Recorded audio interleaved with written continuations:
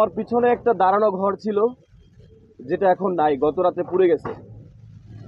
এর কারণ হচ্ছে আমি জুলাই আগস্ট আন্দোলন করেছি। আমি জুলাই আগস্টে কথা বলেছি, বাংলাদেশের পক্ষে কথা বলেছি, বাংলাদেশের মানুষের জন্য কথা বলেছি। তো বাংলাদেশের মানুষের জন্য কথা বলে কি আমি ভুল করেছি? আমার আজকে দাঁড়ানো ঘর নাই কেন? ঘরের বাইরে থেকে লাগানো আটকায়, তারপর ভিতরে আমার বাবা ছিল, মা ছিল, আমার ভাবি ছিল, আমার ভাতিজির বয়স 4 মাস, আমার ভাতিজা ছিল 4 বছর। তাদেরকে সম্পূর্ণভাবে মারার জন্য ঘরের গায়ে আগুন দেওয়া হয়েছে। এখানে একটা দাঁড়ানো বিশাল বড় ঘর ছিল, আপনারা সংগ্রহ করে ঘরের ছবি দিয়ে দেবেন। এখানে কোনো কিছু নাই এখন। তাহলে আমি বলবো যে এই বিপ্লবী সরকার, আমরা যে বিপ্লব ঘটালাম, বিপ্লব ঘটাই একটা সরকার গঠন করে দিলাম। আমি তো ফ্রন্টে থেকে, আপনারা জানেন, এখনো ভিডিও ফুটেজ আছে, ফ্রন্টে থেকে আমি স্লোগান দিচ্ছি, ফ্রন্টে থেকে আমি কথা বলছি। আমার ঘরে যদি না থাকে তাহলে এই বিপ্লবী সরকার কি করলো, কি প্রোটেক্ট দিল? আমি 3-4 দিন আগে ধানমন্ডি 32 যে ভাঙা হলো, সেখানে আমি ফ্রন্টে ছিলাম। বুলডোজারের উপরে উঠে আমি স্লোগান দিচ্ছি, দেশের মানুষের জন্য স্লোগান দিচ্ছি, বাঙালির জন্য স্লোগান দিচ্ছি। বাঙালির জন্য স্লোগান দিয়ে আমার আমার বাবা মা ভাই বোন ভাতিজা কেউ নাই, আল্লাহ কোনোভাবে বাঁচাই দিছে। বাইরে থেকে লাগাইয়ে সব পুরো ঘরটাই নাই।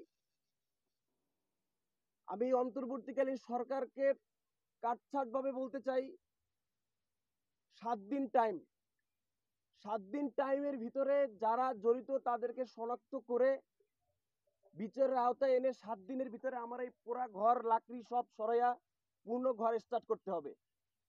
7 দিন টাইম। 7 দিনের ভিতরে যদি না করা হয়, আমি 7 দিনের মাথায় রাজপথে আমি একা দাঁড়াবো।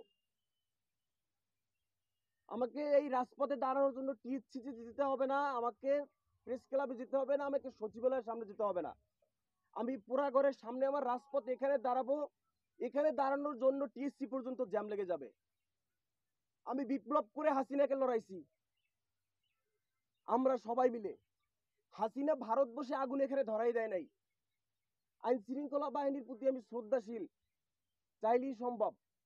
এটা যদি না করা হয়, আমি 7 দিনের মাথায় গিয়া আমি বিপ্লবী সরকারের ডাক দিব। এই সরকারকে দেশের মানুষ, আজকে দেখেন, আজকে যদি বিপরীত হইতো, এই সরকার স্বৈরাচার সরকার যদি থাকতো, আমরা যারা আন্দোলন করেছি, আমরা টোকাই টোকাই গুলি করতো, জেলখানায় ঢুকাই রাখতো। আজকে আমরা উইন হইছি, কিন্তু ছাত্রলীগ এখনো ঘুরে, এখনো পোস্ট করে। আজকে আমার আগুন জ্বলে, তারা বলে যে সমান সমান হয়ে গেছে, তুমি ধানমন্ডি পড়ছো, তোমার বাড়ি পড়ছে। তাহলে এই বিপ্লবী সরকার কি, তার কাজটা কি? সে কি করলো? ফ্রন্টে থেকে যারা আমরা আন্দোলন করলাম, আমাদের ঘর বাড়ি নাই, তাহলে নিরীহ মানুষের কি থাকবে? আমার কথা ভাই একটাই, আমি জীবন ঝুঁকি রেখে আমার বাবা ভাইয়ের কান্না শুনেছি 2বার। যখন বরিশাল বিশ্ববিদ্যালয়ের সামনে থেকে আন্দোলন করে পালাইছিলাম 16 জুলাই থেকে 5 আগস্ট পর্যন্ত, তখন তার আমাকে নিয়ে ভয় ছিল আমাকে কখন যেন মেরে ফেলে। সেই কান্না শেষ হয়ে গেছে 5 আগস্ট, হাসিনা পালাই গেছে। গত রাতে আবার আমি কান্না শুনলাম যে ঘরবাড়ি শেষ। তাহলে এই সরকারকে কেন বসাইলাম? আমার কথা কাট টু কাট ক্লিয়ার, আমি পেঁচাইতে চাই না ভাই। আমি দেশের মানুষের নিরাপত্তা চাই, আমার নিরাপত্তা চাই। আমার কাছে মনে হয় এই সরকার, মানুষও বলে এই সরকারের প্রতি মানুষের আস্থা হারাই যাইতেছে। সুতরাং আমি 7 দিন টাইম, আমার ঘর পূর্ণভাবে গঠন করতে হবে। ঘরের ভিতরে ইম্পর্টেন্ট কাগজ, আমার বাবা একটা শিক্ষা প্রতিষ্ঠান প্রধান, তার এই মাস চাকরি আছে শুধু তার বয়সের। আমি আজকে লজ্জিত, আমি দেশের জন্য কথা বলেছি, আমার কাছে আজকে লজ্জা লাগে। আমার বাবার চাকরি এই ফেব্রুয়ারি মাসের 25 সালের ফেব্রুয়ারি মাস 25 তারিখ মনে হয় চাকরি শেষ, 28 তারিখ শেষ। আজকে আমার জন্য ঘর পোড়া হয়েছে। নিজেকে নিজে লজ্জিত, আমি কি কি করেছি? স্বৈরাচারের বিপক্ষে আমি কথা বলেছি, স্বৈরাচারের বিপক্ষে জীবন ঝুঁকি নিয়ে আমি কথা বলেছি, দেশের মানুষের জন্য আমি কথা বলেছি। হাসিনা তো বলছি ধানমন্ডি যারা পড়াইছে তাদের বাড়িঘর পুড়িয়ে দেওয়া হবে। তো ঠিক ধানমন্ডি পুরাইয়া দেওয়ার ভাঙার প্রতিশোধ কাফির বাড়ি প্রথম হইছে, কাফির বাড়ি প্রথম চালানো হয়েছে।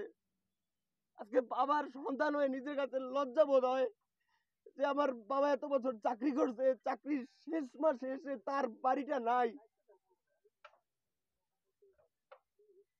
আমি কি মাল এটা আমি 7 দিন পর দেখাবো। দেশের মানুষ, দেশের বিপ্লবী ছাত্র জনতা আমার সাথে আছে।